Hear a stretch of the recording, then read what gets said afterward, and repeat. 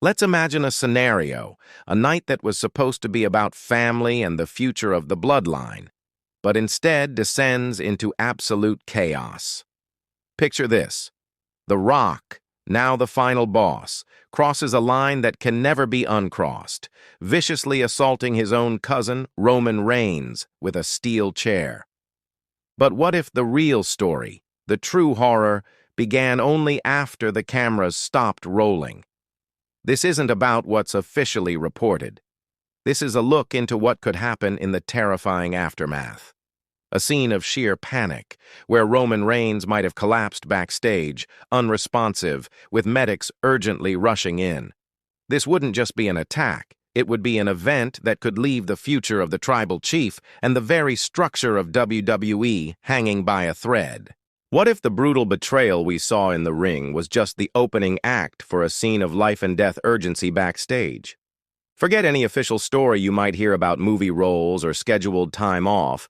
That would just be a smokescreen. Let's imagine a far darker picture. What if the attack from The Rock wasn't just a storyline beat but the catalyst for a catastrophic physical breakdown? In this scenario, Roman Reigns, the seemingly invincible head of the table, is left broken and unconscious, not just from the chair shot, but from a total system collapse, a body pushed beyond its absolute limit. It's a collapse that would have officials fearing the worst for his health and career. To understand the potential chaos of this aftermath, we have to revisit the act itself. The confrontation between Roman Reigns and The Rock would have been simmering for months. A cold war fought with piercing glances, cryptic promos, and a quiet struggle for the soul of their family. But on this night, the Cold War would turn scorching hot. You can feel the thick anticipation as the two titans stand face to face, the world watching, waiting for the inevitable explosion. The Rock, no longer the people's champion but the self-anointed final boss, would carry himself with a chilling arrogance. He'd speak of legacy, of power, of doing what's necessary for a future he sees himself at the head of. Roman Reigns, for his part, would stand his ground. The tribal chief, who had ruled his family and WWE with an iron fist, would refuse to bend the knee. He'd look his cousin in the eye, a mix of defiance and deep familial hurt etched on his face. The argument escalates, words turn to shoves, and then the unthinkable happens. With Reigns' back turned for a fleeting second, The Rock seizes a steel chair. The first crack of steel on bone echoes through the arena like a gunshot, a sound of pure betrayal. It wouldn't be a single heat-of-the-moment strike. It would be a methodical, vicious, and systematic dismantling, shot after shot raining down on Roman's back, arms, and legs. The Rock's face, a mask of cold fury, his actions clinical and terrifying. He isn't just trying to win a fight, he's trying to end a reign. As Reigns lays motionless, The Rock stands over him, holding the chair aloft, a new king standing over the corpse of the old. The crowd would be a mixture of stunned silence and shocked gasps. This felt more than just wrestling. It felt deeply, horribly personal. And in this story, the physical toll would be far greater than anyone could imagine. While The Rock soaks in the booze, a more desperate scene would be unfolding backstage. In our hypothetical scenario, Roman Reigns, despite the horrific beating, manages to get to his feet with help, refusing immediate medical attention. Fueled by a dangerous cocktail of adrenaline and pride, he'd be seen limping toward his locker room, Paul Heyman by his side, pale with worry and pleading with him to see the doctors. But Reigns never makes it. In a cold, sterile corridor, away from the cameras, the tribal chief's body finally gives out. You can almost picture it. Reigns stops, his eyes roll back, and he crumples to the polished concrete floor. Not a dramatic fall, just a sudden, terrifying shutdown. A dead weight, a sack of bones hitting the ground. For a moment, just stunned silence. Then a cry of sheer panic from Paul Heyman as he drops to his knees, frantically calling his name. "Roman! Roman, can you hear me?" No response. Reigns would be unconscious, his breathing shallow and ragged. Panic erupts. Heyman's desperate shouts echo as officials come running. The scene is pure chaos. A call goes out immediately. "Medical! We need medical here now!" The urgency sends a wave of fear through everyone. Within seconds, WWE's medical team and local paramedics are sprinting down the hall, their faces grim. You'd hear them barking orders, calling out vitals. "He's unresponsive!" one medic would shout. "Pulse is shallow! Get the stretcher!" The raw fear in the air would be palpable. This isn't part of the show. This is a real emergency. As they roll Reigns onto a stretcher, the gravity of the situation is undeniable. The once mighty Roman Reigns looks fragile, broken, and terrifyingly still. The ambulance carrying Roman Reigns would scream out of the arena, leaving behind a locker room in shock. The hours that follow are filled with dread as the wrestling world holds its breath. The preliminary diagnosis in this grim tale would be terrifying. Severe bruising and contusions across his back and torso would lead to fears of internal bleeding. His arm, which he was seen clutching, is likely broken or severely fractured. But the most alarming findings would be deeper, signs of potential spinal trauma from the unprotected shots to his back. This immediately puts his in-ring career in jeopardy. Worse still, one could speculate about the toll of being a champion. What if tests revealed a high level of powerful painkillers in his system, painting a tragic picture of a champion silently battling immense physical agony just to perform?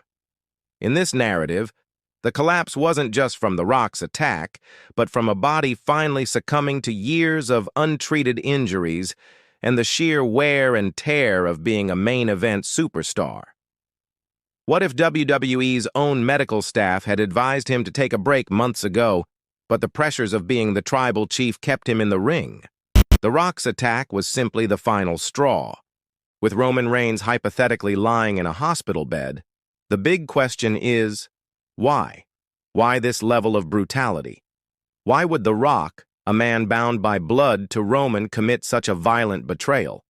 The answer is likely complex, rooted in ego, legacy, and a cold-blooded quest for power. For The Rock, maybe it was never about being a part of the bloodline. It was about owning it. He saw the empire Roman built and didn't want a seat at the table. He wanted the whole table. He branded himself the final boss for a reason. In his mind, Roman's entire reign was merely a prequel to his own arrival. He saw Roman's leadership not as a strength, but as a weakness to exploit. The family bond wasn't a deterrent. It was a weapon to make his betrayal cut deeper. This would be a hostile takeover, executed with the brutal efficiency of a street fight. The Rock likely saw the physical toll the championship was taking on Roman. He didn't see a cousin in pain. He saw a wounded animal, a king ready to be overthrown. The chair shots weren't random acts of violence. They were a calculated message. The era of Roman Reigns is over, ended by his own blood. There's also the deeper personal layer. For years, Roman carried the family's legacy. Perhaps in The Rock's eyes, that was a throne rightfully his. He returned not to pass the torch, but to snatch it back. The attack wasn't just about a championship. It was about erasing Roman's chapter to ensure his own name is the one mentioned last. The Rock's violent coup would do more than just hospitalize Roman Reigns. It would shatter the Bloodline's foundation and create a massive power vacuum. The faction, once united under the tribal chief, would be leaderless and fractured. The old edict was simple: acknowledge Roman Reigns. Now, who do they acknowledge? Paul Heyman, the wise man, is caught in the middle. His loyalty to Roman is legendary, but he's also a survivor. Does he remain loyal to a reign that may be over? Or does he, for his own survival, acknowledge the new, brutal power? The Rock would demand fealty, and any hesitation could make Heyman the next target. And what about the rest of the bloodline? What do Jey and Jimmy Uso do? What about Solo Sikoa? Their entire identity has been defined by their allegiance to Roman. To defy The Rock now would invite the same punishment. To align with him would be to betray their cousin. They're caught between a rock and a hard place, quite literally. This instability would ripple across SmackDown and Raw. Challengers who once feared Roman's name would see an opportunity. The empire he built is now vulnerable. Would we see the Bloodline crumble and fight amongst themselves? Or would they be forced to fall in line behind the Rock, creating an even more tyrannical version of the faction? This was more than just an attack. It was a calculated assassination of a legacy. The Rock may have won the battle, but the war for the soul of the Bloodline has just begun. What happens next is anyone's guess.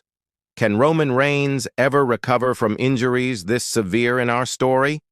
And if he does, what kind of man will he be?